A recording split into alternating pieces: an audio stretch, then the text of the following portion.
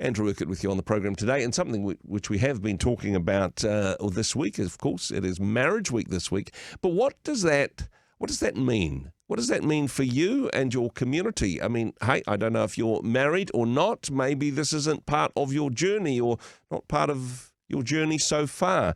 How can we celebrate marriage in a society where things seem to be declining and perhaps different people have different ideas about what marriage is and whether or not it is important to our society? Joining me on the program now from the New Zealand Christian Network, Reverend Dr. Stuart Lange. Kia ora, nice to chat with you again. Kia ora.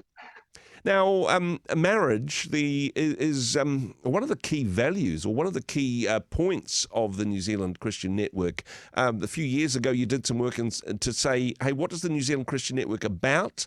What are some key areas that we'd like to focus on? Marriage was one of what was a reasonably short list. Why is it important to you and to the New Zealand Christian Network, Stuart? Well, it's just so basic, whether we're married or not. It's just so important that we have good, strong marriages in our society. It's just good for the people in the marriage. It's good for people around who are not married. It's good for the kids. It's good for stability. And it's actually an opportunity to model Christian behavior right at home. Where it matters most. We can talk about love and forgiveness and being gentle and kind, but marriage has been described as a school for sinners, and we're all imperfect and we're all learning. Yeah. But it's an absolute invitation every day. Yeah. To act Christianly within our marriage. And one of my to favorite. be Christ-like. Yeah. Jesus wasn't married. No. But there's so much that he teaches us, and the scriptures do, that kind of model the sort of behavior that we should always be aspiring to. One of the my favorite definitions of marriage is two people that have got really good at forgiving. There's a lot of grace within a marriage, and there is I suppose there's a spiritual aspect, and I appreciate that not all married people are Christians or have a faith belief, but there is often the case to say, hey, if we're going to get married, we're going to do so in a church. There is a spiritual, a covenantal, even a sacramental aspect to marriage still? Absolutely.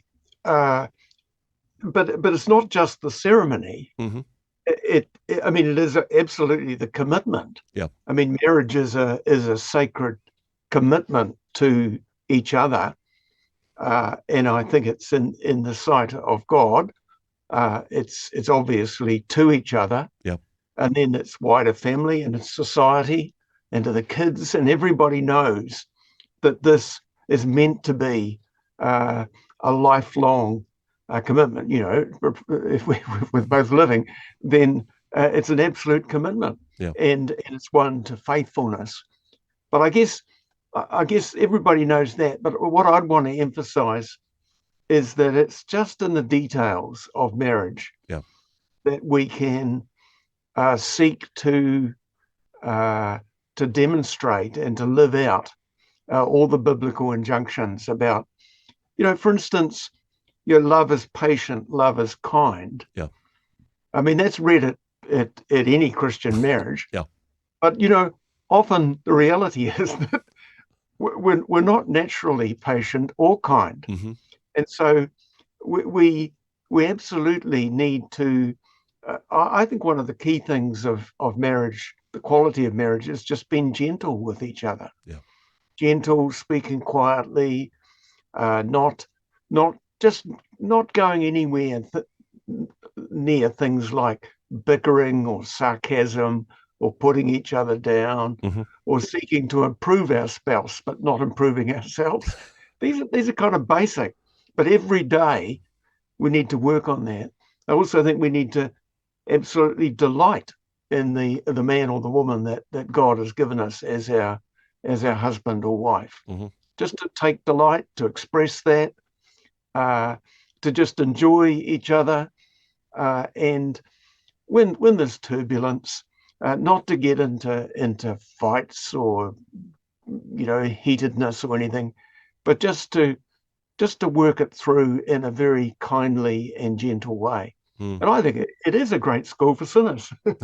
Exactly, and a great opportunity to practice what you preach. It's a metaphor often used in the New Testament that that the idea of marriage is also an example, an archetype of what our relationship with Christ is like as the body, as the bride of Christ. Yeah, and that's about Christ giving, loving, and giving, not taking. Yeah. So marriage, I mean, it comes down to that, loving others as much as ourselves. Mm. Self-centered people have very difficult marriages, and they don't always last. Yeah. Right? There are other reasons marriages can fail tragically. Mm-hmm.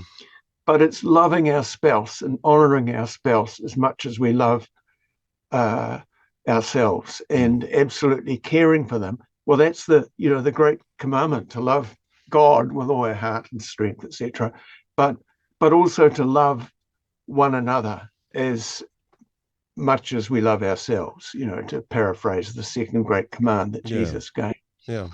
I mean, it's very much a God idea. It's one which is perhaps less in favour generally. If we look at marriage rates in New Zealand, they're not what they once were, and marriage means a different thing legally and within our society to what it did even a generation ago. That doesn't take anything away from its value and its purpose in some ways. Well, no, I think the law is a clumsy sort of instrument. Yeah. And it's just a societal and legal recognition of something which is essentially a covenant with God and with each other.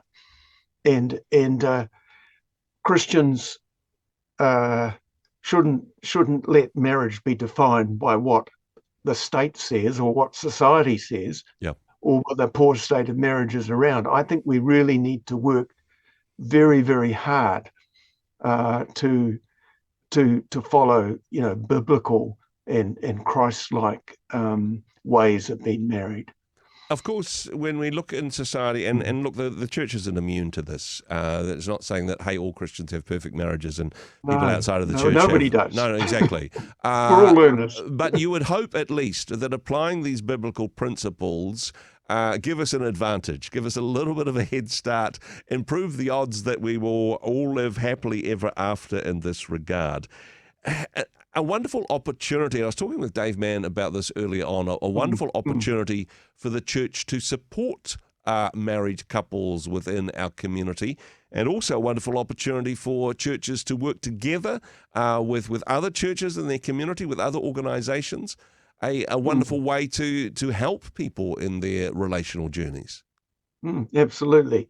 And at the same time, we really try, if we're married, to have the best possible marriage and God-honoring marriage we can.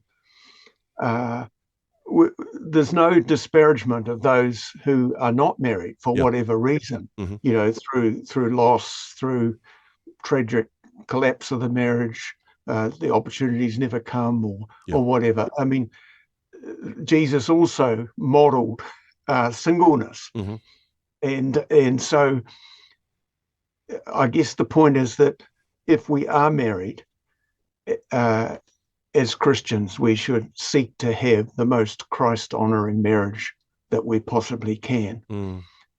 And we'll never absolutely succeed in that, but we're under God's grace, and we should be quick to say sorry and to receive forgiveness and to give forgiveness where we fall short, in matters that do crop up.